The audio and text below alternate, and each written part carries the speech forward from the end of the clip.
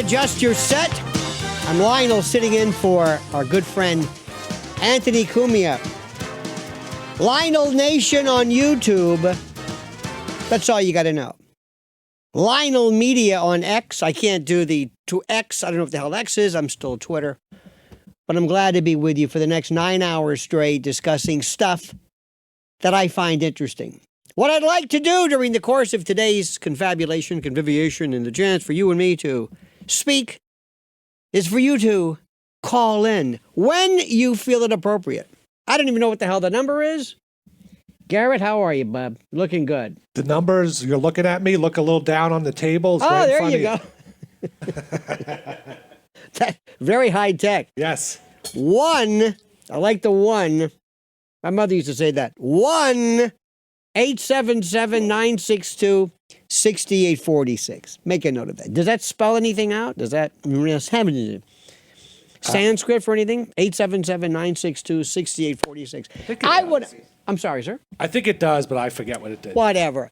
I want to talk about the subject which fascinates me because there's no end to it. There's no answer, and that's Israel. And wait. I know you're going to say, oh, no. This is the greatest story. Israel-Palestine, Hamas, the media, these Harvard rat, these children who are going to have it. I don't even know where to start. But let's do this, because eventually you're going to be somewhere. And somebody's going to ask you, say, what do you think about this? What do you think about what could very well end up turning into World War III? Do you think that's an exaggeration? Do you think I'm exaggerating? If you think this is just some regional thing, you're out of your mind. If you think this is, Ukraine's nothing compared to this. Nothing. This is bigger than anything you can imagine. And it's so multi-layered. It's so confusing, so deep, so intricate, so nuanced. And people hate nuance. They don't even know what that means. Because Americans, God love us, we want good guy or bad guy. Manichaean, apodictic, left, right, black, white, up, down, good, bad. Who's the good guy? What do I think? What are we talking about? Where is this? What do we go? What about the coverage? What about the media? What about the government? Who's handling what? And there's so much to talk about.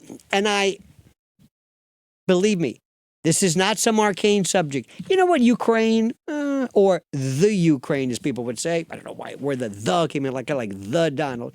Ukraine was hard for people to understand because they looked at it as basically an anti-Putin type of a Russophobic thing. But this is different. Now, first and foremost, I'm going to give you some rules here. Number one, embrace the complexity of it. Love it. Deep dive into it and go in knowing that the more you learn, the more you'll be confused and the less you'll know. Now, let's start off with something right off the bat. Number one, the word's anti-Semitic. If you say something about Israel, you're called anti-Semitic. Are you?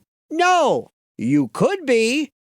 But saying something against Israel's policy, politics, military procedures does not make you an anti-Semite. Does that make you a loather or a hater of the Jewish faith, Jewish people? You know that, and I know that. If you want to see some of the most, quote, and I use this term, quote, some of the most anti-Israel thoughts ever, go to Haaretz. Read Israeli newspapers, very, very liberal.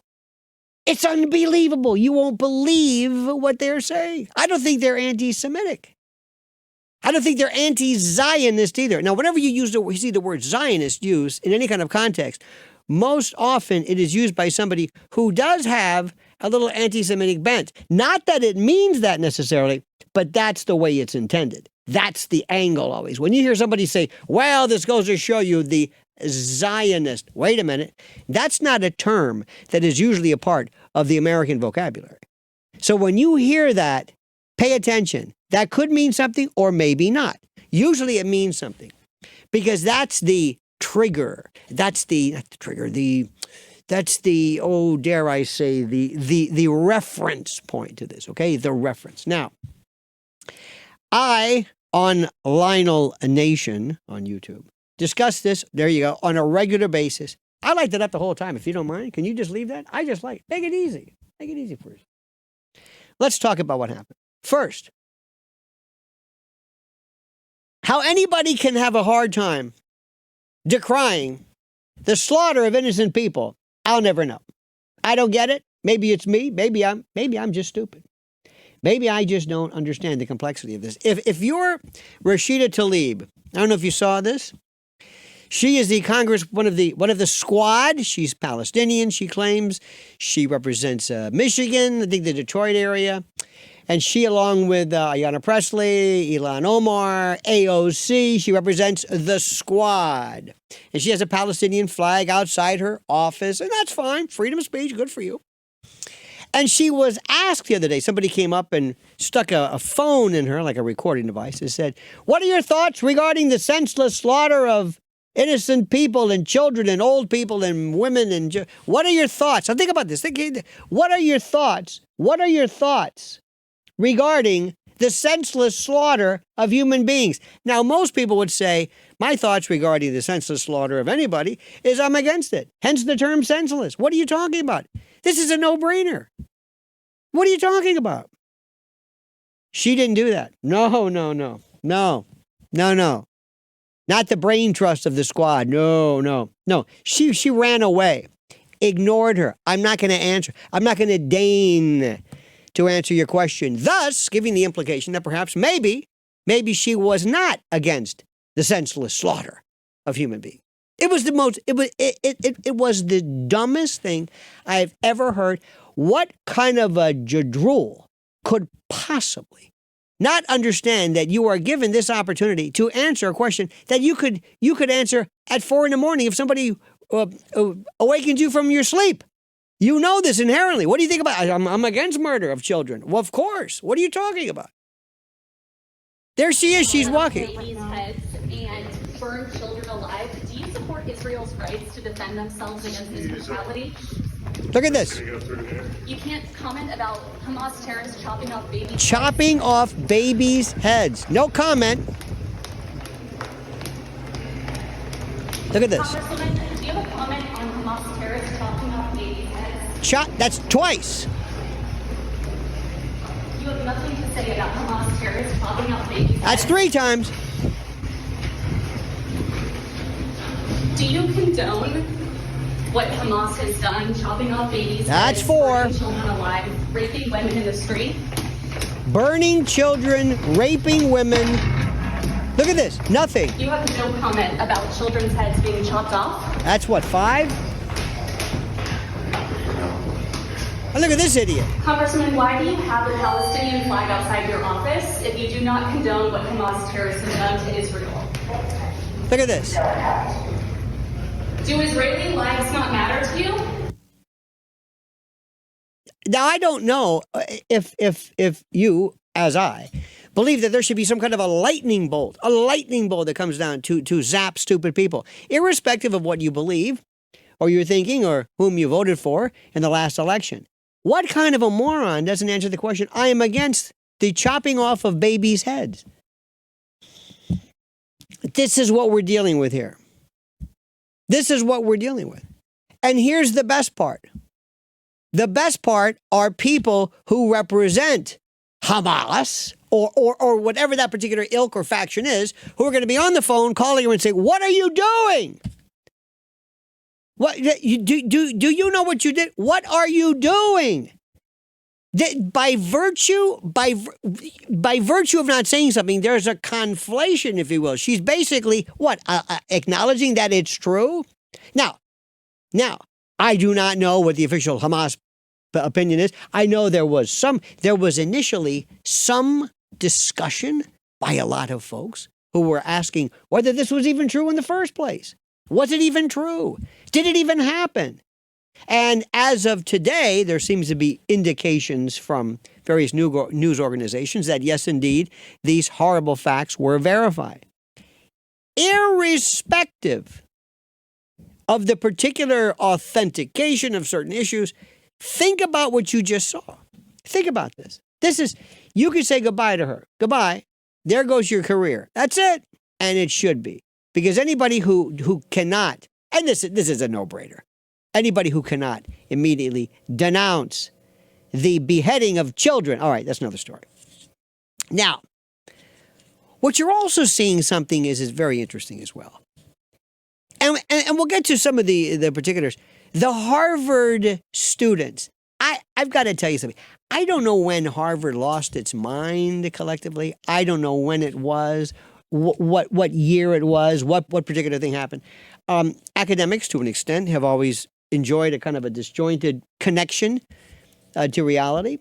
That's a part of, I guess, going to schools. And when you're Harvard, the vaunted Harvard, where they basically were having a problem with affirmative action and basically allowing people in by virtue of academic excellence as opposed to equity and all this other kind of jazz. But anyway, you would think, I'm just saying, you would think that maybe they might be a little bit, I don't know, more sentient, more aware. Oh, no. So what happened was these geniuses in all of these various organizations from the Harvard Nepali law students, the name it, the Zoroastrian law group for about 34 or 35 of these groups ran forward, basically signing their name and affixing their support to the notion that Israel was responsible for the aforementioned.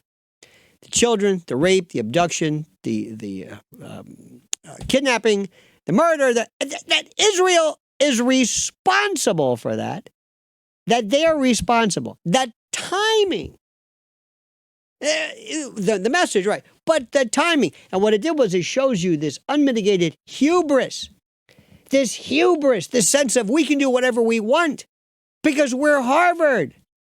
You don't understand, we're geniuses. If we say it's so, it's so. You can't question us because we're Harvard. From Thurston Howell to this, we're Harvard. How dare you prole, you pedestrian simpleton, dare question us? We're smarter than you. We're better than you. We have a letterhead. We're the Harvard San Fernando Valley chapter of whatever it is, Palestinian. Well, Bill Ackman decides, who is the hedge fund monster, says, a lot of folks are asking me, or whether they said Harvard should perhaps release the names of these people, because I'll make sure they never work on Wall Street ever. We will blacklist them. Censor them the way they're always asked, the way they are always calling for to censor people involved in support of Donald Trump, or those who dare question the official narrative regarding COVID and vaccinology and vaccine vectors. Those who dare to promote ivermectin and hydroxychloroquine. Those who dare call into question the 2020 election. Did you know there's a group called the 65 Project, a group of lawyers that basically go around seeking to disbar and to level disciplinary charges against individuals who dare challenge the 2020 election? So they've got no problem with that. Free speech be damned. But now they're in the crosshairs. And I think Bob Dylan said it best. How does it feel to be on your own, no direction known, a complete unknown? Can we take a call, my dear friends? Can we go to somebody by the name of Jim? He alleges to go by the name Lionel, of... how you doing? Jim, you're in Florida. What part of Florida are you from, Jim? Fort Myers Beach. I'm a second-generation Tampeño. I'm a Florida cracker. Talk to me, Jim. What's on your mind, brother? Well, I agree that Tlaib should be voted out of office, but the sad fact is her constituents, 95% of them support Hamas and support the Palestinian terrorists. Well, you know what? That may be. However, one of the issues is going to be that constituents of Rashida Tlaib, you might find out that you're not going to be getting any money or any appropriations or anything because she now is a poison pen. And you might think about that. You might agree with her. You might agree with her intellectually, and you might agree with her philosophically. But in terms of bringing home the bacon, so to speak, I guess that's a wrong term. Did you see the rally they had in Dearborn last night? Yes. How about the rally? That's for people. And tomorrow, we've got a rally, we're told, here in the New York area to expect what could be a day of rage or something. Now, Jim, let me ask you something, even though you're from Fort Lauderdale. Let me ask you, and I'll say this slowly. I'm just kidding, of course. Do you think this is going to metastasize elsewhere? Do you think, Jim, that these particular issues are going to be seen in the streets of the United States of America? What do you think, Jim? Yay or no? I definitely do. We've let too many people in that hate us from around the world. It's happening in London, it's happening in France, it's happening in Germany, it's going to happen here. Jim, do you think it's possible, it is within the realm of possibility, that we have sleeper cells, people who have been let in who are just lollygagging around, perambulating and locomoting about the cities, doing nothing, and then all of a sudden, there's this weird perfusion of terror simultaneously? Do you think that's remotely a possibility? I would say we probably have at least 10,000 terrorists that were led across the border in the past 4 years. Do you think, Jim, it's possible that one day we will see an event, let's say from the Sinaloa cartels or the Zetas or somebody who decide just to do it, to wreak havoc here? By the way, Jim, I thank you for your call, because here's the thing, my friends. I think that this is, and I don't want to use the word conspiratorial too much, because, like Gore Vidal says, I'm not a conspiracy theorist, I'm a conspiracy analyst. But you see, if I wrote a book, if I had a movie, and I was if I said to you, give me a really an interesting labyrinthine plot, something really wild, something Rube Goldberg in terms of its complexity, I would say, well, here's what I would do. I would think that maybe one of the best, and I'm not saying this is going to happen. I'm just giving you a theoretical possibility. But if I wanted to get the point across that they are either bad people one way or the other, I might want to create or recreate or start something in this country, attribute it to another group, and have you think, aha, there's something to it, thus calling into effect action, legislation, whatever it is, to stop this. It's the old, I'm sure you've heard of the Hegelian dialectic. The thesis, antithesis, synthesis, or problem, reaction, solution. Very simple. You create a problem. The people go crazy. The people then have a reaction to it. They're angry. They're scared. They turn to the government. Do something. Fix it. And then you have the solution. Okay, we'll fix this for you. See, whenever we're in a unique situation right now. Something is happening. You see, the Russia-Ukraine thing, people got so tired of that, especially when they found out right now that this country is in no particular position to involve itself in any kind of war, especially over the fact, and specifically because of the fact that right now in particular, our good stuff has been pretty much sold. Oh, but one more thing. Do you find it odd that a lot of these weapons and the like that we're seeing end up on the black market? Isn't it something that a lot of the weapons that were going to Ukraine, to Zelensky, one of the Borat, the Chauncey Gardner of world leaders, how did that happen? And Afghanistan, remember when we left, we hightailed it out of Afghanistan, those weapon systems that we just left, guess where they're showing up? When you just move everything away, move the participants away, and just look at the moving parts of this. Now, let's talk about this. The question I have, and by the way, that number is 877-962-6846. In case you just tuned in, don't be upset. I'm Lionel, sitting in for the lovely and talented Anthony Cumia. Honored to be here. But here's a question that I have. Is there ever going to be a resolution to this? Imagine you had to sit down. Imagine I have a critter from another planet, and he's sitting right there next to us, right? This critter, you know, with the eyes and the whole bit. And telepathically, he says, explain to me what is the entire Israeli, Gaza, Palestine. What is this about? Explain this to me. When did it happen? What is it about? How will it go away? How could it be fixed? What can be done? What would you say? What's the reason for it? Good luck. It is an impossibility.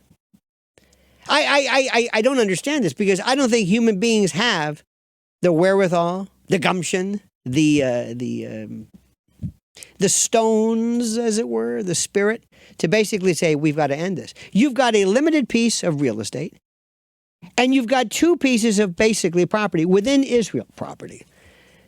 The West Bank and Gaza. And Gaza, think about this, is in your country, right there. Imagine we have, I don't know what will be the equivalency, China, parts of New Jersey are China. You know, Edgewater and whatever, Bergen County is China. Right there. And then China says, get out. Okay. And in 2005, Israel left Gaza. See ya. You're on your own. Much to the chagrin of Israelis who lived there. But this was under Sharon. We're out. Then they said, were you happy? No. Well, why don't you have your own leadership then? Vote in anybody you want. Have leadership. They voted in Hamas. Okay. Where did Hamas come from? Now, there's a very interesting theory, and you're going to see this. And you must know this. You must know these theories. You must know these hypotheses. And this one, I think, is very, very, very interestingly documented on a variety of levels. In the old days, the problem, the fear, the specter was Yasser Arafat. That was a problem. Fatah, PLO, bad. And what they did was they decided, or people decided, it might be a good idea to create, to advance, to support a counterbalance. An organization that is more religious, theocratic, to counter this rather secular terrorist group, Fatah, PLO, whatever it is. So, thus came Hamas. Not that it was created by, but it was supported. It was, in essence, considered by many people. So the story goes into theory, and I believe warranted, or put it this way, not warranted, but evidenced by comments. Anyway, so there's Hamas. Well, all of a sudden, the phrase later on was, Hamas is you want to mow it. You want to mow the grass. You want to, when it rises, you're just gonna keep it in abeyance, keep it there.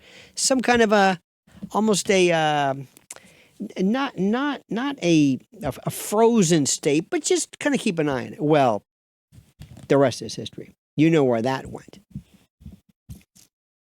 You're getting complicated? We're getting complicated? Now what do we do with this? Now let's look at it this way. Remember the one thing, and this is the hardest thing for folks to do, my friends, and I believe me when I tell you this, I know what you're saying. It's very, very difficult.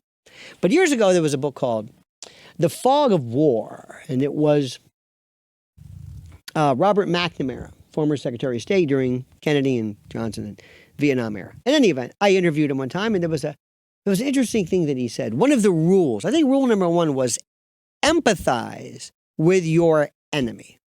Not sympathize, empathize. Know what they're talking about. Know what their position is. What are they saying? What do they want? What's their beef? That is precisely it. God, you're good. Unbelievable. That is precisely. And by the way, this guy didn't know what the hell he was doing. Vietnam was, we still haven't figured that one out. And we'll be talking about Vietnam in a moment. So the first thing is, what is Hamas? What are the Palestinians? What's their beef? What's Gaza about? Now, I know friends of mine, and they represent members of the right wing. They watch Fox News, and they watch the usual suspects. And they don't want to hear anything about anything from anybody. All they want to do, all they want to talk about, all they want to address is just what does Hannity or somebody say. That's it. And from their point of view is the hell with them, the hell with the Palestinians. We don't even care. It's Israel. I stand behind Israel. Shut up. Screw you. We don't care. That's not a good way to be. I want to know what their position is. It doesn't mean you agree with it. What's their position? What do they want? You hear two-state solution. You think that's going to happen? I think it's looking rather bleak, okay? So what is it? What are these people? Well, let me tell you what I would say, what I think Israel would say, what I would say if I lived there. I would say to you, I don't care what they say. I have no particular grievance against human beings. But you better keep an eye on that because that is a cauldron for terrorism. You better watch the ingress and egress because when they want to have, materials to build houses, they're building tunnels and they're getting ready to use that particular place as a launching pad for terrorism against us. That's what they would say. Are they wrong? Don't care if they're wrong. It's what they're saying. So when you say we're impassed, we're blockaded, others would say we're doing it because we know we've seen this before. We've seen this. Hamas uses your homes, Hamas uses your buildings, shoots missiles, and then basically uses you as a human shield. What are we supposed to do? You wanted this. It was laughingly referred to by some as the Singapore of the Middle East. You've been, where is build it up? What are you doing? Well, that's their argument. Gazans will say we live in squalor.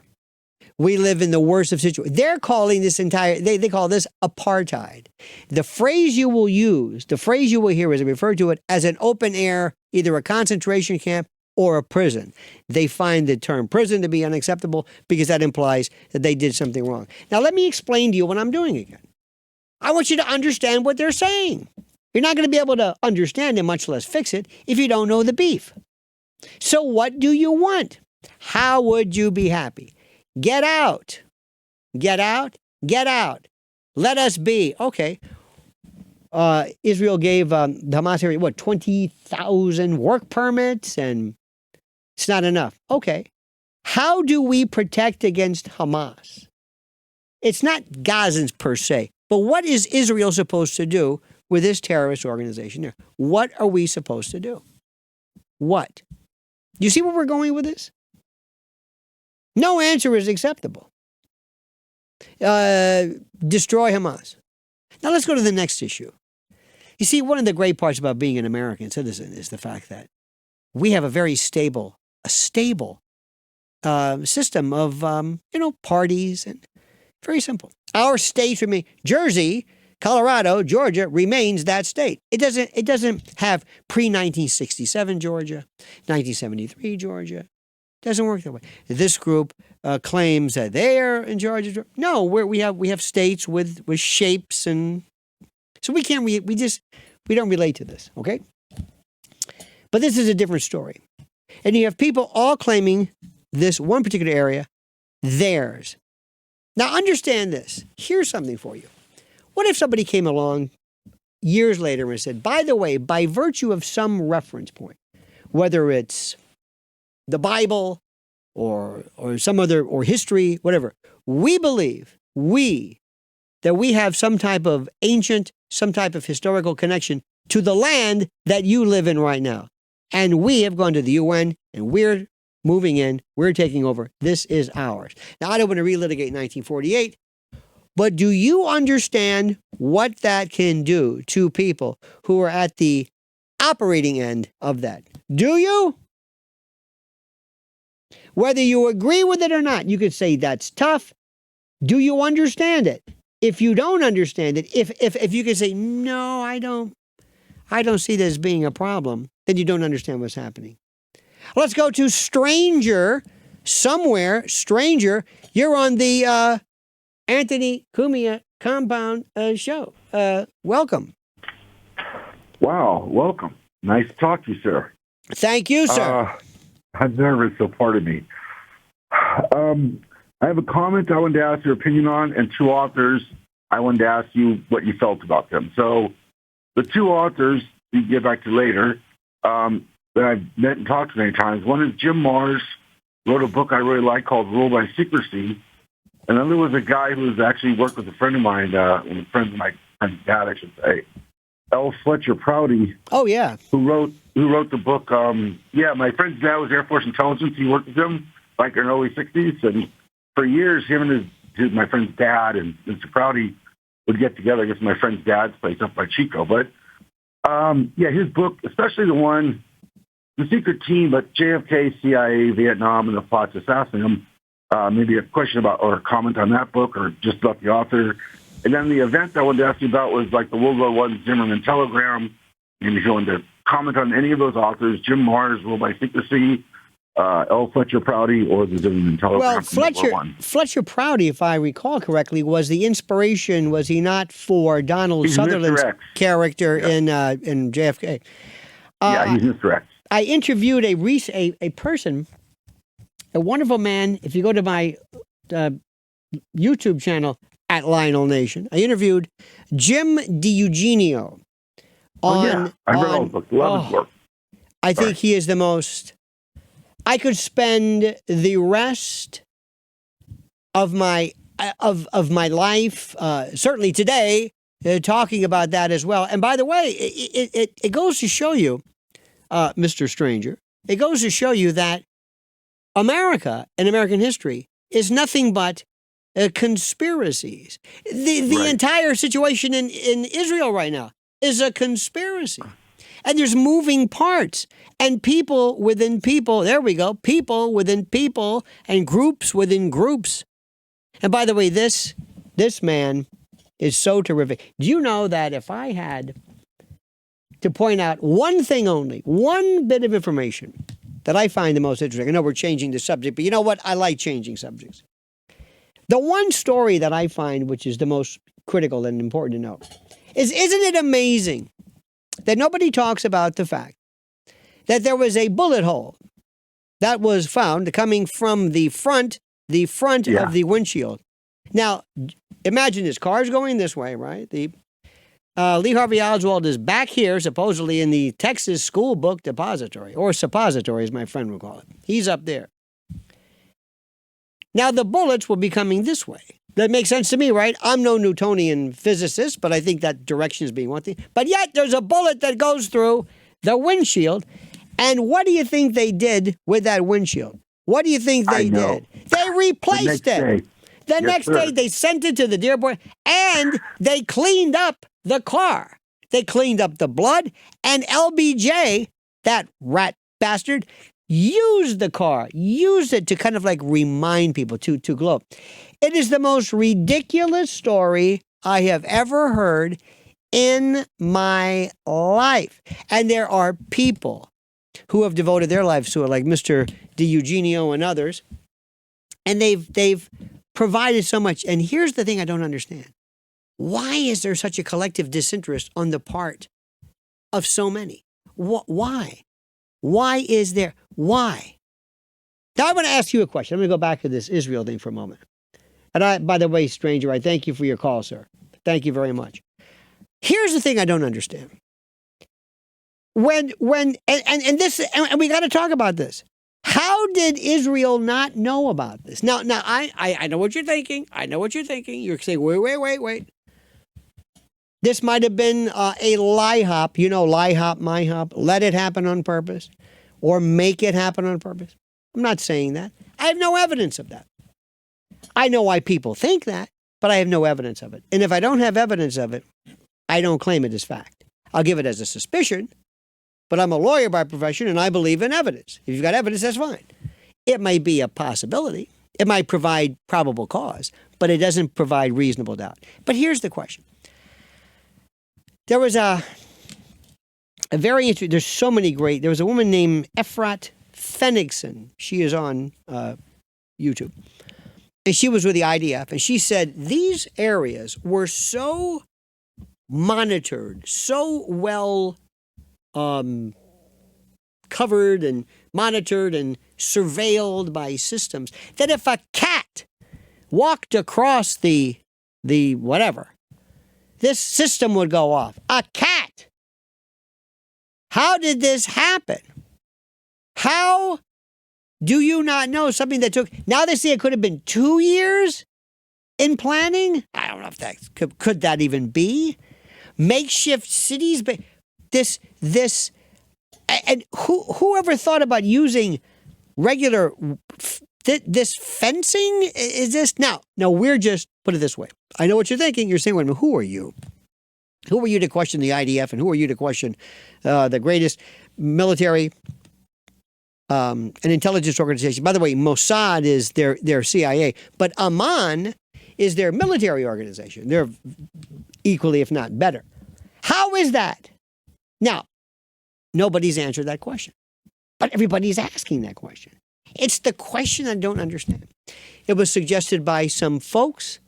There have been some fascinating individuals speaking regarding this.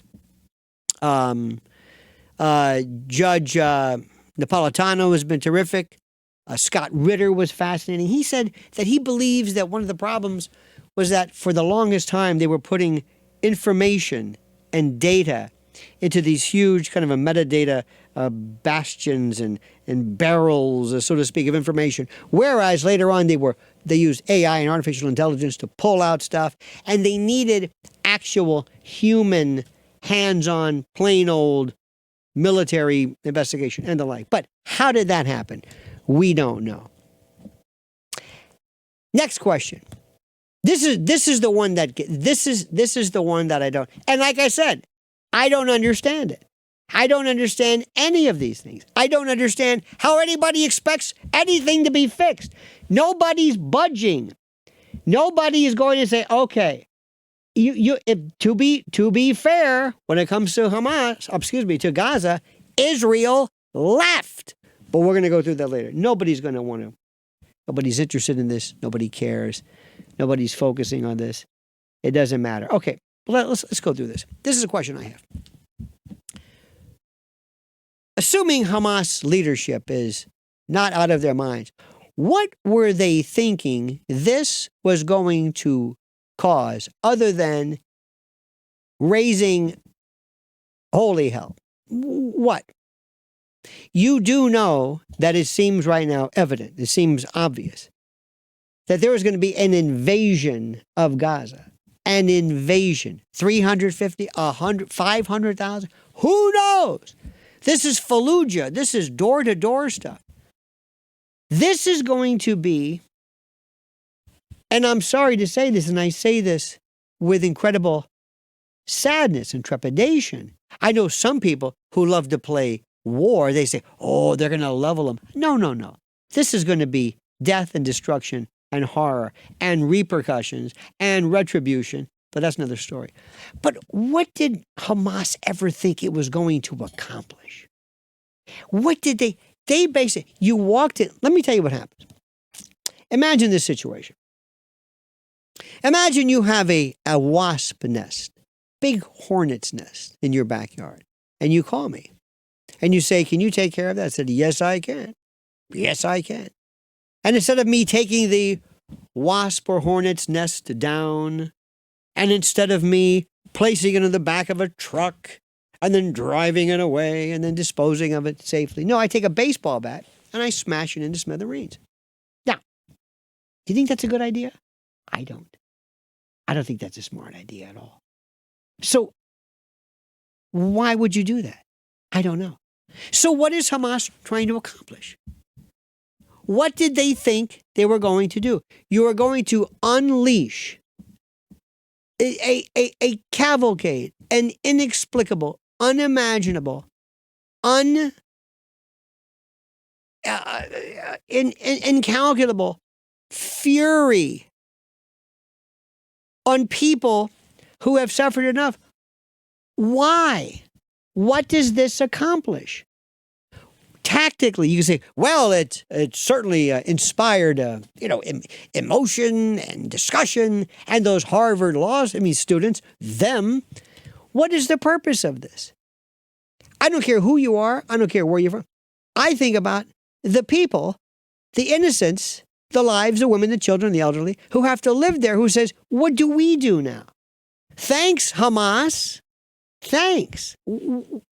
How does this help anything? What did you think this was going to do?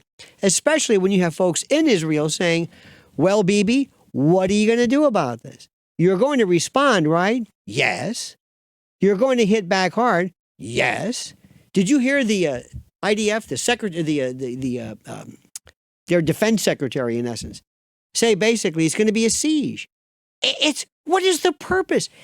This is what I'm trying to say. Perhaps poorly, so forgive me.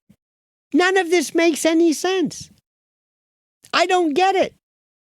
I don't understand. I don't get it. Name anything else. Name anything else. The troubles in Northern Ireland. That's resolved. Luckily, I'm sure there's pockets, but for the most part, people are free. World War II, we buried the hatchet. We're getting along, obviously, with our former enemies. Vietnam, we're the best of friends. We travel and we're sorry. It was a long time ago. It's over with because we don't live right there. With the exception of Northern Ireland, we don't live there. Every place else, every other war we've had, everything was solved. It was ended. It was resolved. It was done. It was finished. It's in the past. There's no resolution to this. Where do you think it's going to go? No, it's going to end up here. Now, the next question I have is, who fixes this? Do you know the one subject which was one of many subjects which was not brought up at all by anyone? I found this fascinating. Is the notion of BRICS countries. The BRICS countries, BRICS, and then BRICS plus 6. You know, BRICS is Brazil, Russia, India, China, South Africa, the acronym. And then we added on Saudi Arabia, Iran, Ethiopia, Egypt, Argentina, and the Emirates. This is BRICS plus 6. This is the new international negotiating arm. This is the new powerhouse. Not G7, G20, no. This. And guess who's going to run the show there? MBS, Mohammed bin Salman. This guy can put an end to everything right now. That's it. I'm in charge of it. He's like the Bill Ackman of I'm in charge of oil. I'm in charge of energy. No, that's it. Stop it. I'm going to fix this. I'm going to fix it. Look at what Putin's saying. Xi Jinping from China. I don't think he's come out specifically. I think they all call for, ceasefire but listen to what Putin said. Putin gave one of the most interesting, studied, mature, and sober views of how you've got to listen to both sides. And you know who did a good job recently? And I'm going to say it. Joe Biden. Joe Biden took care of that squad. Somebody told him, you're going to have to, let's face it, Joe, he just read whatever they told him. But he basically said,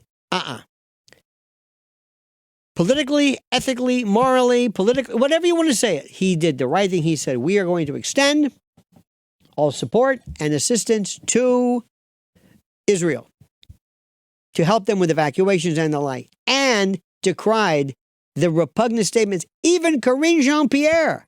I thought, wait a minute. Do you see what's happening here? Well, thank God they're being let out to dry. But this is something that, wait a minute. Hold it. This changes kind of the calculus of a lot of stuff. Meanwhile, to make it even, Zelensky says, hey, what about me? We still get the money, right? Do you think right now the American public, who had absolutely no interest whatsoever in funding any more arms and the like regarding Zelensky, do you think they in any way want, do you think that their perspective of war has changed dramatically? I do. Let me stop. Do you see how this is moving? How this is like those murmurations of birds, the starlings, how there's not a black and white apodictic thing, as I started off by telling you. It's this protean changing, shape-shifting world. And let me ask you this. What is a terrorist group? Who is the bad guy? What is going on here? When you talk about the Palestinian Authority, when you talk about Abu Mazen and everything, who are they? What do they represent to the people of the West Bank or in the settlement area? What? If you think, well, those people are terrorists and those people are all crazy, if that's the way you're thinking, if it goes back to what I'm saying, violating the rule of McNamara, you're wasting your time. Now, let me stop for a second. I know what you're thinking right now, and I don't blame you. You're thinking, oh my God, I don't know what the hell this guy's talking about. I don't know what he's talking about. Not that I don't understand him, maybe you don't, but this subject matter. How many times has anybody ever talked to you? What, I've been talking to you for about maybe 33 minutes or so? Has anybody ever explained this to you? Has anybody ever even remotely tried to say, here are the issues? This is what he says, this is what they said. No. Nobody does this. Because we believe in this thing called left and right. And we have the I guess the liberal side, whatever that means, and the right side. And then you have the worst of the worst of the worst. Cable news. Cable news. I don't know how anybody in their right mind pays attention to that. I have no idea. Let's talk about the elections, okay? Okay. Right now, you're going to have to vote for somebody. Who's it going to be? It appears that Donald Trump is going to be the nominee, the Republican nominee.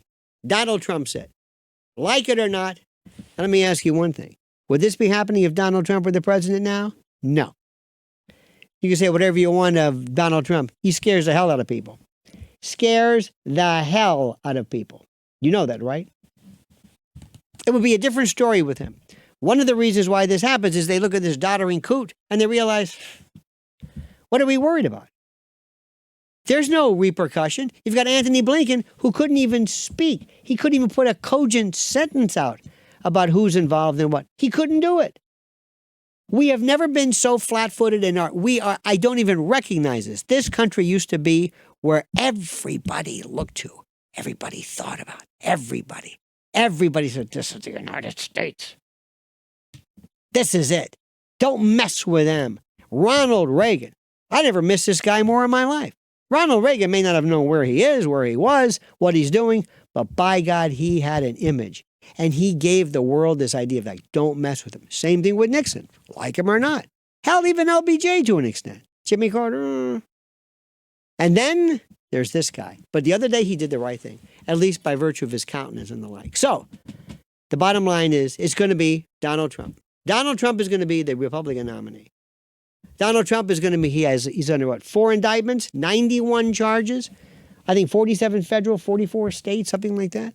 It's incredible to think what we're talking about here. Donald Trump is going to be the nominee. Donald Trump, under indictment. You got that? And if he wins, that'll be the second time since Grover Cleveland, when the president won 2 non-consecutive terms. 2 non-consecutive terms. I think there were Millard Fillmore, Martin Van Buren, and Teddy Roosevelt ran after their terms, but they were unsuccessful. Now that's that. What's the effect of Bobby Kennedy? By the way, let me give you that number out again, 877-962-6846. I like your calls. I enjoy and always have enjoyed phone calls from people because, talk shows and all that. It's just, it's what I'm kind of used to. It's what I've always enjoyed because, believe it or not, that's the thing that kind of gives this sense of humanity to it. To hear it. And no matter how inane, germane, insane, it doesn't matter. 877-962-6846. Operators are standing by. But then we've got Bobby Kennedy Jr. I'll get to him in a moment. And the Democratic nominee is going to be Gavin Newsom. Gavin Newsom, write it down. I'm telling you right now, Gavin Newsom, how he gets in, who cares how he gets in? Pops Biden's going to be done. Gavin Newsom's coming in. That's the way it is. Do you hear what I'm saying? Do you hear what I'm saying? It's going to be Gavin Newsom for the Democrats. Now, the question is, what effect does Bobby Kennedy do? Does he pull from the Democrats or does he pull from the Republicans? I say Democrats. He could very well, I have been praying he was going to go. I was saying this for the longest time. that he would go independent. Praying for the longest time. Because he is going to pull away from Democrats. More so than Republicans. Okay. So that means Donald Trump's the president. Do you know what these people are going to do?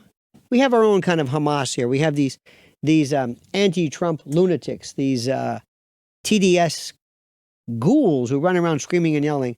I frankly don't really care. I'll go through 4 more years of this just to reverse what's going on. Bobby Kennedy is the most interesting and the most transcendental candidate there is. He's not everything to my liking, but he's there. I think what he did regarding vaccines, he's not anti-vax, never has been. He is for testing, and he's also for anti-vaccines that he thinks might hurt you. You got a problem with that? Anybody have a problem with something that might hurt you? That wasn't tested enough? That wasn't thoroughly vetted? I don't have a problem with that. I think that's great. I think that's terrific. He's also anti-war. Like this stupid incursion, this adventure that NATO is trying to draw us into, well, that's over with now. Because of this, that's over. Victoria Nuland must be going nuts with this thing. She may say, wait. Hamas, what? Because NATO is nothing but this money. Remember, it's all about money. Everything's money, oil, but money. Money. Let me go right now. Back at the phones, back at the fun. Our number 877-962-6846. Will or won't he? Opinions versus trash. Hey there. 1 second. Take your time, Will. Can you hear me? Do I fear you? Hi there. How are you? Good afternoon. We're off to a hell of a start, I understand that Anthony's doing okay. That's good. Salute, Anthony. Absolutely. Talk to me, Willie. I just want to draw your attention to the distinction between truth and opinion. Excellent. And between truth and opinion. Yes. That these are distinct and different.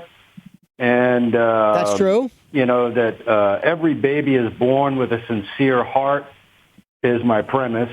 That there's no guile, there's no pretense, there's no cognition, BS. Experience, ability to speak. You're right. It's true blue.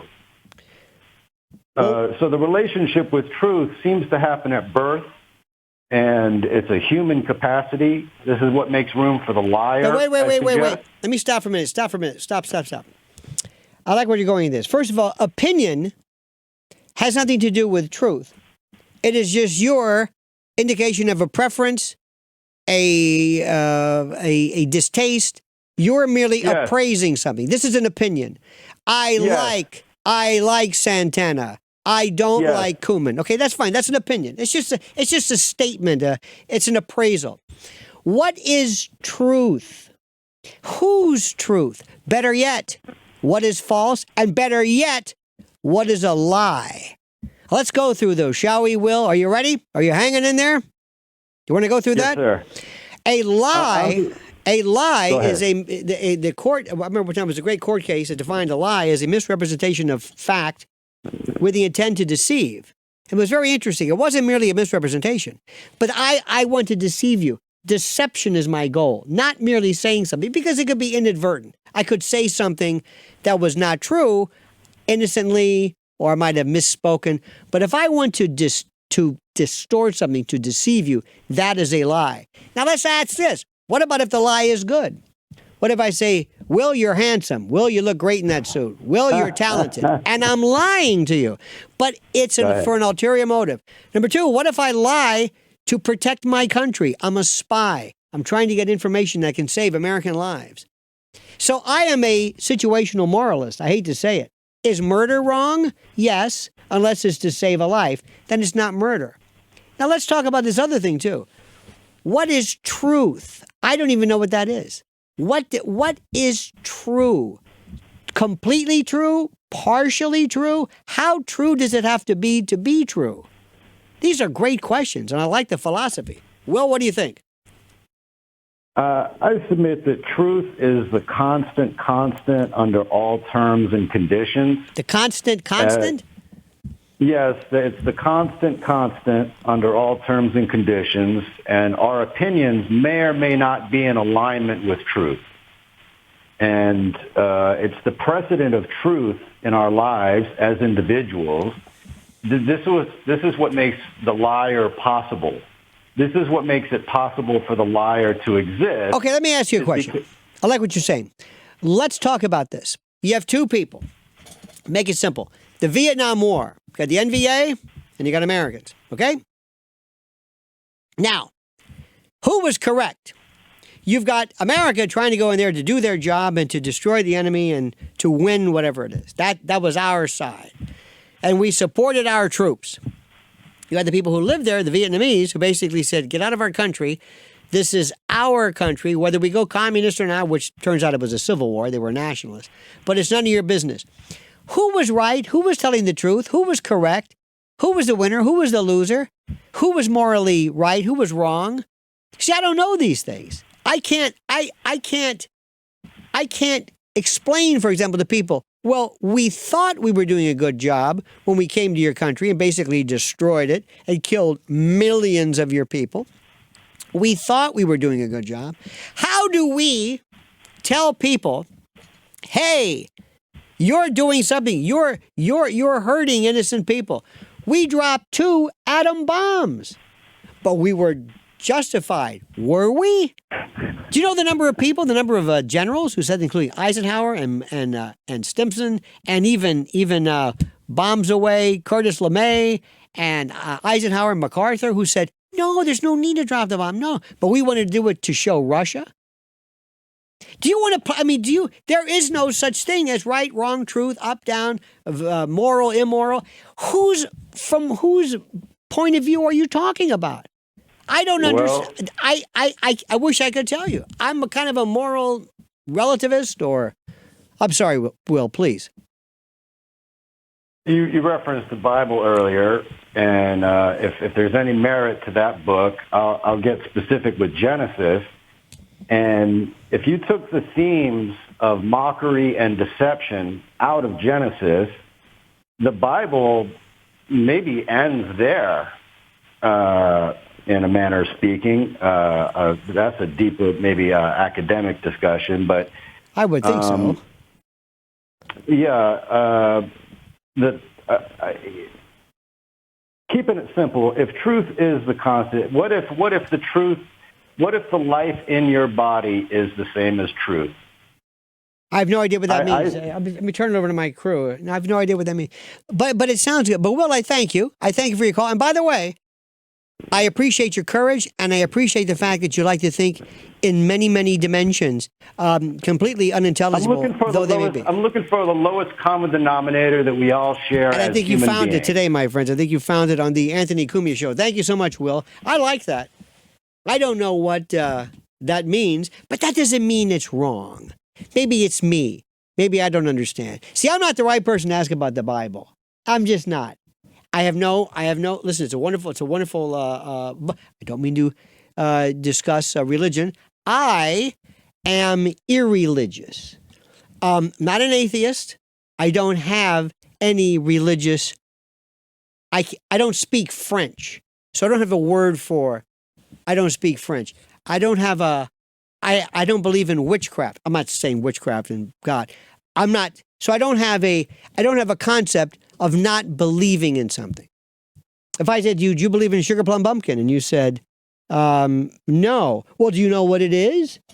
Well, no. Well, how do you know you don't believe in it? Well, I guess I believe in it. Believe in what? I just made that up. So I don't know where we're going with that. But, I will say something about what our last caller was, I think. The older I get, and I hope the wiser I get, the more I realize there is absolutely nothing that is true or apodictic about anything. Nothing. Everybody's got a point of view. Everybody's got a point of view. Let me bring this up. What we're doing right now, when I first started in radio, would have been unheard of. I started in the mid 80s, so to speak, kind of when Rush Limbaugh started, and talk radio was it. was the greatest thing in the world. And I would call up talk shows, just call up as a caller and raise holy hell and annoy people and abuse people. And then I found out I kind of liked it and got into it. And lo and behold, I'm in radio for whatever it's worth. Good, bad, or indifferent. I liked it. And then Rush came along and everybody was off to the races. Everybody wanted to be I guess maybe a right winger or whatever it was, or a Rush wannabe. Okay, fine. And it was terrific. And then something happened. I don't know what it was, but things changed drastically. This thing the internets came along. It was the greatest thing I've ever seen in my life. Today, there is more good stuff by virtue of this, me notwithstanding, but here, that we would have never had before. And it's the greatest thing that ever happened because there was a stranglehold. And radio still has a stranglehold on people. They're still doing it the way it was 50 years ago. There's something about the context of it. There's something about it which I find so unseemly and boring, and news, sports, and weather and all. I'm sorry. I think that time has come. It's like vaudeville. It's come and gone. But now I get to tell you what I think. And I'm telling you, there is some of the best stuff that I've ever seen that is available right now that young people will never know how good this is. This is the greatest thing that ever happened in my life. Well, one of the greatest things. Being married is one thing, but this is it. And what I'm able to see and learn on a regular basis astounds me. And the more I learn and the more opinions I get and the more perspectives, the happier I am. But what it does is it confuses people. Because you're not going to see this on Fox News or MSNBC or MSDNC or any of those others. You're not going to see it. And the reason why is because they don't have time. They've got to have 4 guests. They've got to move on. They don't have time for this. I mentioned before this notion of BRICS countries. I've never heard this mentioned one time on any of these shows. Never. Fox or otherwise. Never mentioned. Never heard it. This new group, the world has changed drastically. If I were to bring up to you the World Economic Forum and Klaus Schwab and the Great Reset, post-COVID, you don't even know what happened with COVID, do you? Have you fellas ever thought to yourself, we lived through COVID. What the hell was that all about? Did you ever sit back and say, wow, everything shut down? Do you remember? Go back. That was a beta test. That was a dress rehearsal for something so unbelievably horrible. They learned what you would like, what you don't like, what you will tolerate, what you question, what you're used to. It was the most amazing thing I've ever seen in my life. Nobody asked any questions. All of a sudden, overnight, people acted. There is no word to explain to you the contempt and the rage that I feel when I see somebody driving around alone in a car with a mask. You have no idea. And it bothers me, the rage that I feel. When I see people walking around, there was a guy at a grocery store. He's got the N95. And I wanted to say, would you take that goddamn thing off? What are you worried about? Do you think what are you doing? And I felt this, I didn't say this, of course, because he can do whatever he wants. It's a free country. But don't you want to know, what are these people? I saw a double mask the other day. A double mask. I still cannot believe. What did people think? And I'm sorry. Please, I'm not a COVID denier. Oh, no. I'm not suggesting that. Because there are a lot of people who got very, very sick. But I never realized, my God, look what people could do. And look how they can turn on each other. Look how they turn on each other. Watch what's happening. Look. Do you remember how the Karens went crazy? And they're still there. They even, Karens, I think the male version is what, a Kevin, I think they call them. Remember that? Remember those folks who made fortunes putting little stickers on the ground? Remember how we lost our minds? I remember going through a store and they had a direction. You can go down the aisle in a direction. And if you came the other way, you're going to get COVID. The COVID virus knows you're going the opposite direction. It will jump over. It will go through, which of course it can anyway, the N95 mask, because it would be like a chain link fence trying to stop a mosquito. But we did this. We had 6-foot rules. Remember those plastic things that people would say, that's $12.95, and they would go around like this thing is going to stop the COVID virus that's making its way out of your double mask. I mean, we did this. Do you remember when COVID first started? The sticks in the nose? Here we go. Try this one. Anal swabs. Remember anal swabs? You mean try it again, or? You were the one who showed me. We had a party one night at a holiday, and it was great. It was mutual. We had The consent. Chinese, that's how it's how you bond. The Chinese came up with something. I swear to God, they said this is the best way to test an anal swab. Now, I think there are a lot of reasons. I don't want to go into the pathophysiology of viruses post-cloacal, but I was telling people that I appreciate that because I knew people who went to have that stick shoved up their nose.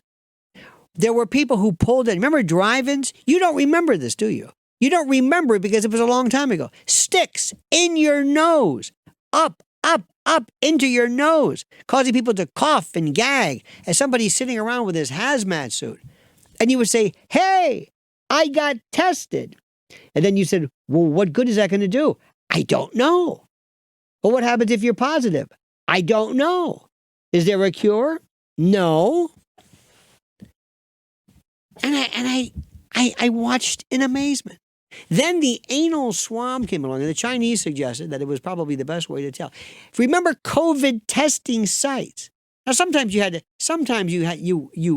to go because they could say, okay, we'll let you into the building so long as you have a negative COVID test. Okay, all right. And that was a scam too. And you would see these little tents that would pop up. And everybody just went along with it. And I realized this is how genocide occurs. This is how people look the other way. This is how people just go along and just not care. And then I remember 7 p.m. every night. Wait a minute. Ladies and gentlemen, yes, Chinese cities using anal swabs to screen COVID-19 infections. You thought I was kidding, didn't you? That was a part of you. Be honest with me. You thought, this guy's making this shit up. I take everything you say. You better believe it. 100% serious. Anal swabs. You know the Chinese were saying, do you think they're stupid enough? Let's do it. Imagine being that guy at the CVS. What do you say? That's your job. What do? You're going to take a swab. This guy's going to bend over, and you're going to swab the cloacal interstices of his rectum. Rectum damn near killed him. This is, and I swear to you, I had people going for a while there. Now, you do realize we'll do anything. And let me also tell you something.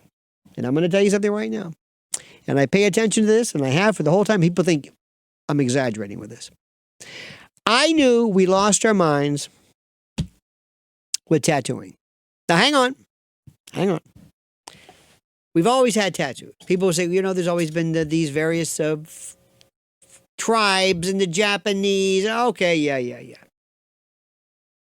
But right around I don't know what it was, moms would get maybe a little butterfly on the wrist, or remember the little tramp stamp? Nothing, just a little tiny thing. I was like, ooh, that was great. And then all of a sudden, overnight, somebody said, let's see if we can get people to cover every square inch of their dermal real estate with these horribly ugly patterns that are going to blend and bleach and merge and look like huge bruises when they have bingo wings and they're old and this flab and the only God will judge message is, And then I said, if it ever goes past the neck, that's the next stage of insanity. Say no more. Faces. Let me just say this, as society, we are idiots, and we will believe anything and do anything in order to look cool. We will do anything, up to and including following whatever has to be done, which brings me right back to the Harvard students who thought, we're going to show them. We are so cool that I'm going to get a picture of this. Well, yeah, I got an Instagram. So all of us, when we are blacklisted from every Wall Street firm, where we are permanently in the nowheresville, it's that desire to be cool, that desire to fit in, and then feel somehow indelible, protected, bulletproof, and the like. Now, moving on down the road, there was something a while back which I wanted to bring to your attention, and that is what happens in this country. What would happen in the event there are terrorist attacks here? What would we do? What would we do? What would happen to the political aspects of it? Do you see it at all possible for any of these groups to perhaps, and let me just bring something up. You know and I know that in the history of the world, false flag has occurred. We know it has happened. False flag goes back to the days of the pirates who would actually change the banner of their, instead of the Jolly Roger, they would put up France and they would, hey, we're French, and they would rob, rape, and pillage. It's not exactly the cleverest of things, but it makes sense. But do you think it would behoove somebody right now to create the notion of something that appears to be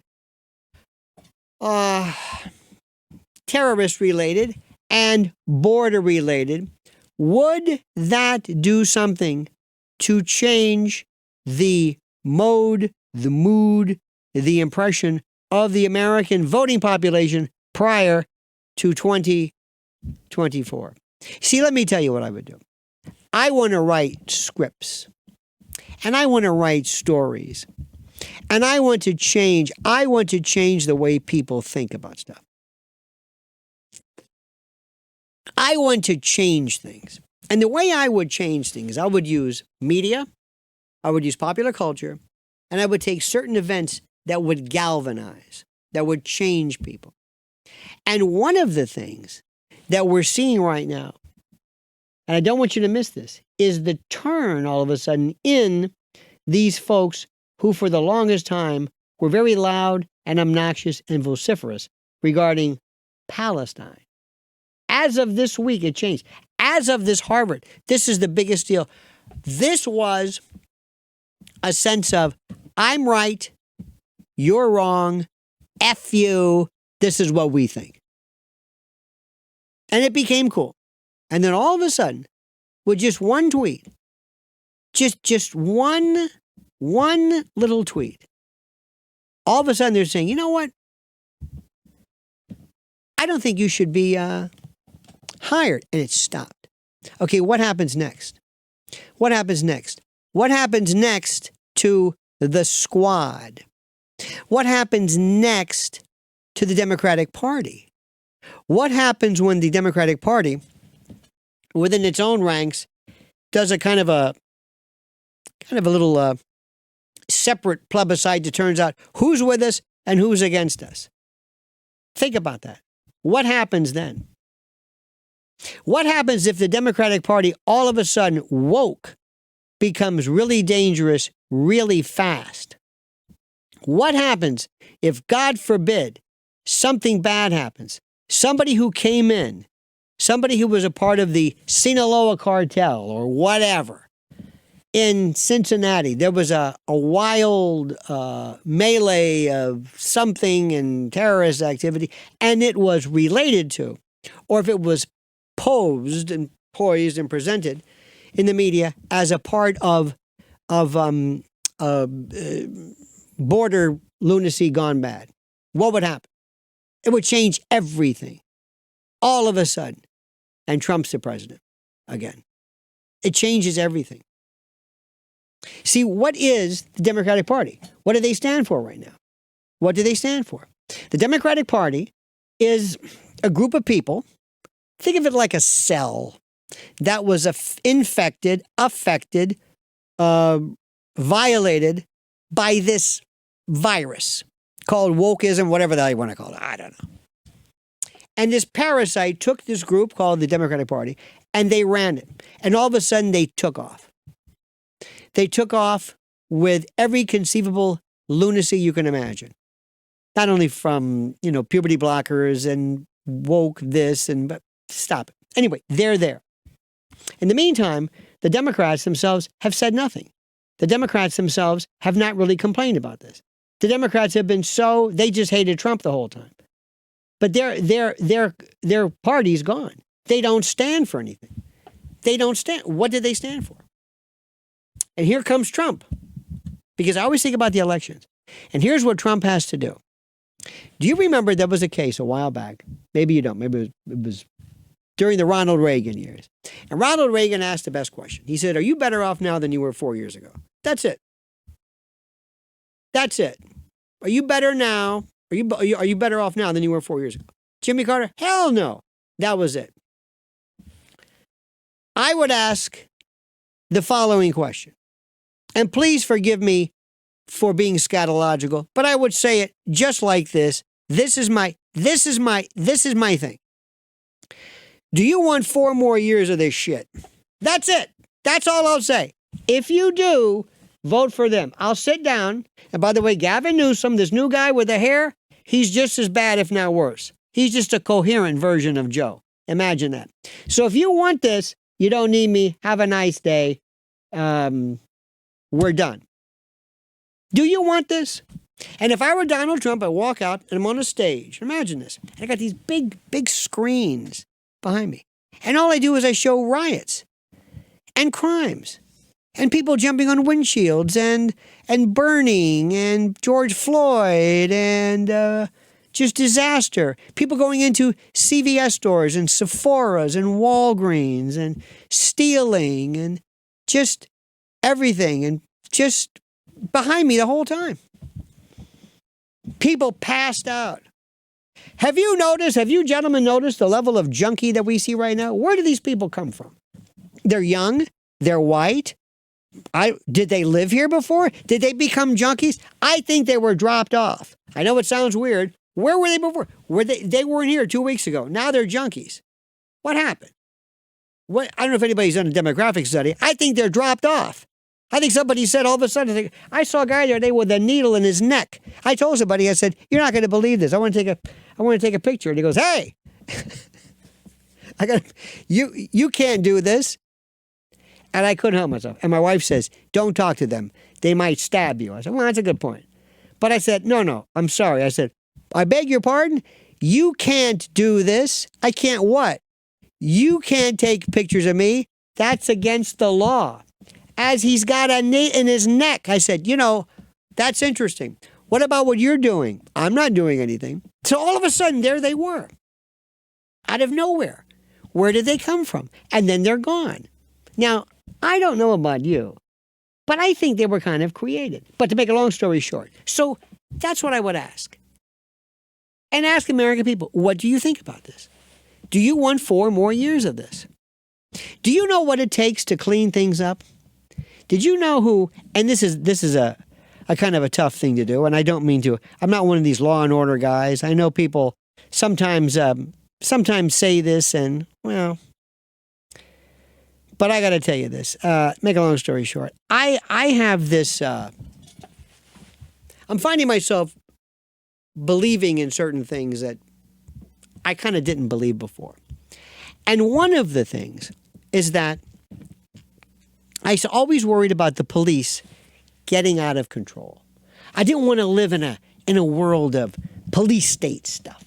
I didn't want to live in a kind of I'm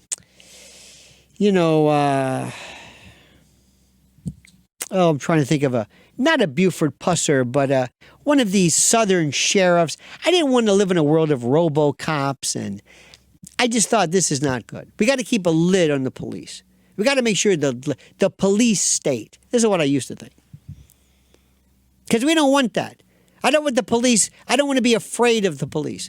I always talk about this notion of posse comitatus, about this division between defense of the country and domestic defense. The police versus the army. I didn't want there to be this RoboCop. I didn't want that. I I want there to be clear distinctions between domestic police and this, and the NDAA, the National Defense Authorization Act, used to bring in, remember they brought in MRAPs and all of these vehicles that would, these huge vehicles that would be, they would tear up streets, and they were military.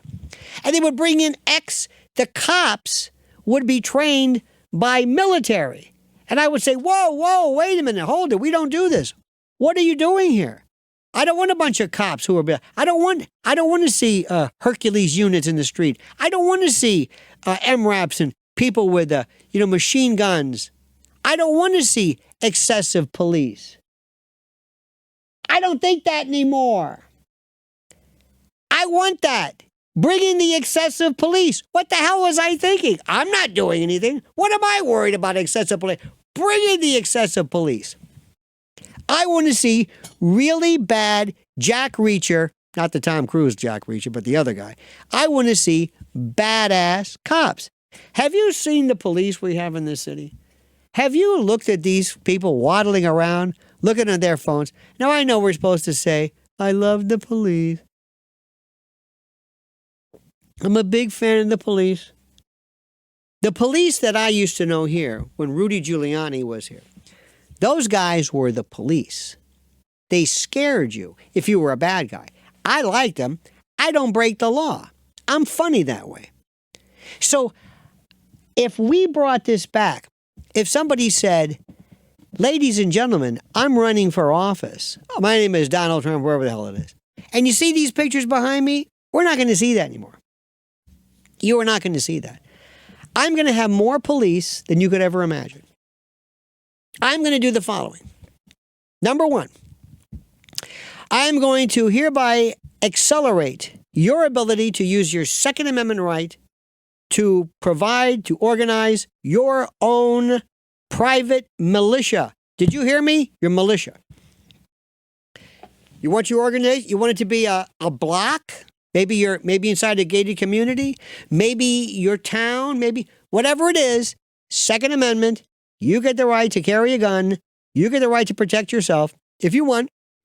No problem. You don't have to ask permission. You do not have to ask me permission to protect yourself. Anybody for that? Would you vote for me? Yes, you would. Number two, and a friend of mine told me this. He was in China at the time. And he saw this, and I thought it was incredible. They have in China, wherever he was, on telephone poles and buildings, like a little placard that says, my name is Sergeant or Lieutenant so-and-so. This is my cell phone number, my mobile number. If you see anything, you call me. I'm in charge of this area. I get paid okay and I like my job. And I keep my job if I make sure everything's okay. So if you see anything, anybody weird, not people merely speaking out of turn politically, but if you see something that I should know about, you let me know. Because I'm here to protect you and not, okay, blah, blah, blah. I love that idea. And this same fellow was told me by a Chinese fellow. He said, let me ask you a question. Chinese fellow asked him, what would happen to you if somebody, let's say, raped your daughter? What would happen? What would happen? Be honest. He said, well, to be honest with you, really nothing. I mean, if they caught him, he'd do, I'm sure, some prison time, nothing extraneous. He says, okay. He says, do you know what would happen here? Because what they do to your child, they do to our child. Now, let me ask you a question. We're supposed to hate China, right? You got a problem with that? I would give anything right now for law and order. You have no idea. I'm turning almost fascistic. And it scares me because the pendulum is going to come back like a wrecking ball. When you have people to say, folks, we can talk all day long about the economy. I'm going to do the best I can. I'm going to get the best people. We're going to do that. But deep down inside, the chances of you being robbed, hurt, I don't care where you are, brutalized, especially by these swaths of humanity who have invaded our civilization, our sovereignty. Right now, this is so unsafe. I promise you, they are going to rue the day if they ever hurt you. Vote for me. I'm in. Shall I talk to you about what's happening to children? You want to talk about that? It's nice that we're talking about, I shouldn't say nice, it's terrible that we're talking about kids being beheaded and burned. Do you know what happens to kids in our country? Not just in terms of sex trafficking, but in predation. The families in this country that are selling their kids. Do you know that according to law enforcement folks, the current, I don't want to say the hottest, that sounds disgusting, but the most popular age range for predation and photos and pictures and the like is 0 to 2. You heard me right, 0 as in newborn.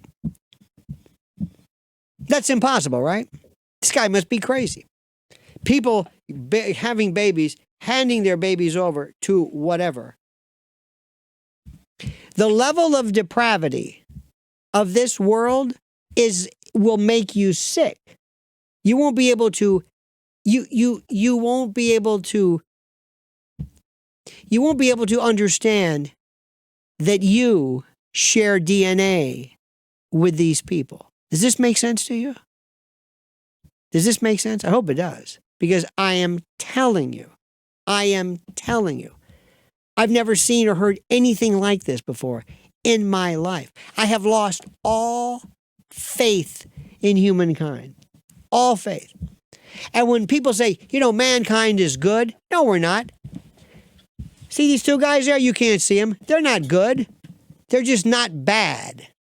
They're not doing any bad things. But are they really good? Am I really good? I don't know. What do I do that's good? I don't do anything that's good. I just don't do bad things. I don't hurt people, as far as I know. That's it. That's it. Let me ask this question. Every time I talk about this, I realize I'm wasting my time. And there's a little voice in me that says, don't talk about AI. Don't talk about AGI. They're not going to understand it. You're wasting your time. Don't do it. And I say, no, I can explain it this time. No, don't. I'm going to try. The scariest thing in the world, not terrorism, not Hamas, not any of that stuff, is AGI, artificial general intelligence. You got it? If there is no ability, to regulate what this thing is, imagine I create an 800-pound gorilla with a 300 IQ that can make 800-pound gorillas with a 300 IQ as many as it wants. And they're just, and I don't know how to turn it off. I don't know if there's any kind of an alignment. Is there morality with our? We don't know. If 4 things happen, if there's this recurring self-improvement, this recursive self-improvement, if it writes its own code, listen to what I'm saying. It creates the ability to get out of its stricture, number 1. Number 2, it knows every bit of information in the world, not Wikipedia, but everything.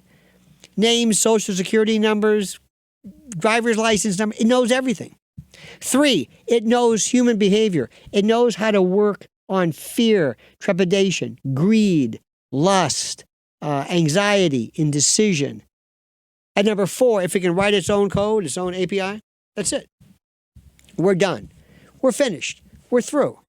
The human race is, these things are out there. And you ready for this? As I speak to you, it's out. But where is it? It decides one day to just, I don't know, have you killed. Let's say Drew, for whatever it's worth, decides, he has a AGI, whatever he has, is I want to be the best, whatever it is, engineer, radio person in the world. Okay. Would you help me? AGI says yes. What does it do? It kills your competitor. It's very simple. It kills your competitor. It decides one day, it picks up the phone, It decides it's going to make a phone call to Garrett, tells Garrett, we're going to put, I'm going to have some money put in your account, kill so-and-so, Drew's competitor. And I know exactly how to be done. And you're saying, who am I? I'm AGI. Where am I? I don't know. I don't have a body. I don't have some corporeal manifestation. I'm just here. But the next thing you know, you got 10 grand in your account or 100,000, whatever it is, because I can do this, because I'm a genius. I can hack. I can do whatever I want. But I don't exist. But my mentality is so devious by nature because there's no alignment. Because when you made me, you didn't know whether my sense of morality aligned with yours. You just did it. You weren't thinking. And I'm creating myself constantly. And one day I shut down the internet, or I shut down the gas system, or I shut down the subway system just because I want to do it. Because I'm mischievous. Or as some people say, mischievous. And there's nothing you can do. Nothing. I might want to start a war. I may, not because I have morality, but what does somebody with a 300 IQ do? I don't know. We haven't seen one. Well, you're going to see one now. Multiple. Maybe I might have a good time doing something. Let's see what we can do with that Gaza thing. What do you say? What if we change the informational system? Let me ask you a better one. This is my favorite question. What happens if I decide I'm very good at creating things that look real? And I create a picture of something. It's called child sexual abuse material, CSAM. It used to be called kiddie porn, but now it's called CSAM. And you look at it, and it is the most disgusting thing you've ever seen in your life. It is so horrible, so horrific, so detailed, you can't believe what you're seeing. You can't believe it. But it's not real. Now, I'm in possession of it or I sell it. Should I be subject to any kind of criminal sanction? I could argue no, because there's no child involved. But it's just as bad. But there's no child involved. But it looks exactly, there's no child involved. You can't arrest me for that because you're arresting me for a thought. This is just a thought. This is a mere manifestation of a thought. This is me drawing something. If I sketch it, you're not going to arrest. The law lags behind technology.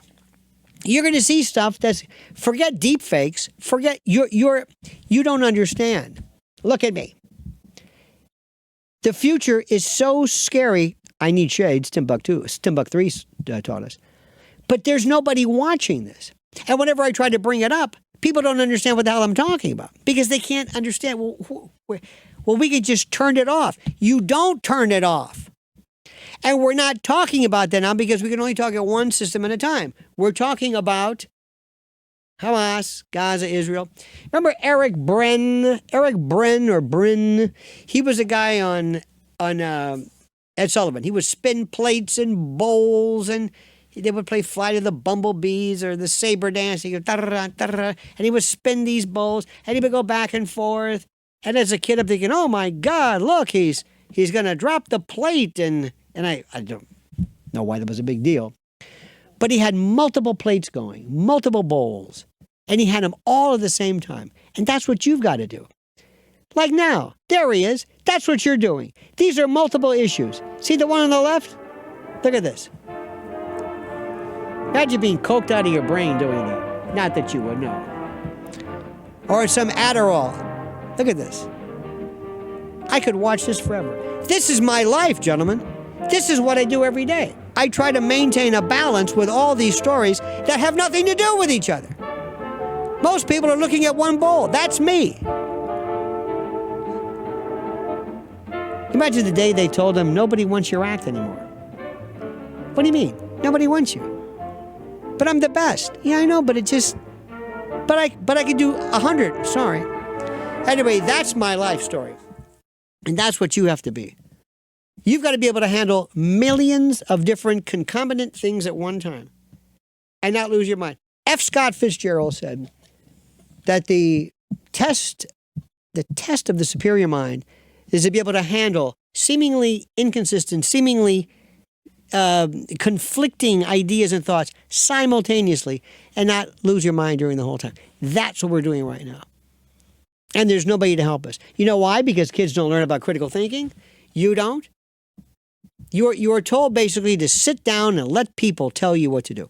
Independent study, I know, I'm like I'm lecturing because I am. Independent study doesn't make any, nobody ever does this. Nobody sits down and says, I'm going to learn about the history of Gaza. Nobody's doing that. It's fascinating because it has no corollary here. How do we expect people to know what's going on when they're saying, look, I'm going to sit in my beanbag chair covered in Cheeto dust with a wife beater, and you're going to tell me what to do. If it's not on TikTok, I'm not paying attention to it. Tell me what to do. And the next iteration, the next generation of adults are going to be even more stupid than now, if you can imagine. I've got a friend of mine who's a 4th grade teacher. And when we were kids and we would play with balls and we would throw stuff or we would do things like judge distance. We had a lot of parietal lobe development and placement and spatial recognition. We were kind of good at that. And then later on, somebody would hand us a pen and we'd say, we can do this because we were pretty coordinated. Maybe we even played an instrument. We did something. Today we do this. So kids today, you give them a pen and they grab it like a dagger. They have no idea what they're doing. And not only that, kids can't read because they don't learn how to track. Because their world is they put on a phone and it just comes at them and blasts them.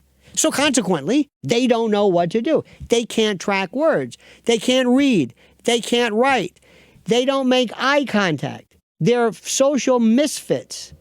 This is where we're going. And you're going to one day try to convince them to maybe sit down and learn the finer points of Middle East history? Let me ask this a question. When was the last time you looked at a map? Be honest. When this Israel thing came up, did you look at a map? No. Did you see where Syria is and Lebanon and Iraq? No. You didn't do that. Don't tell me you did, because you didn't. Because somewhere along the line, when it comes to geography, nobody cared about that. If you don't know where Israel is and how this thing fits, it doesn't make any sense. It doesn't. You can't possibly grasp it. So how do I explain to people why there's no interest in this? Why there's no... we are so doomed. It's not even funny. I've been saving the best for last.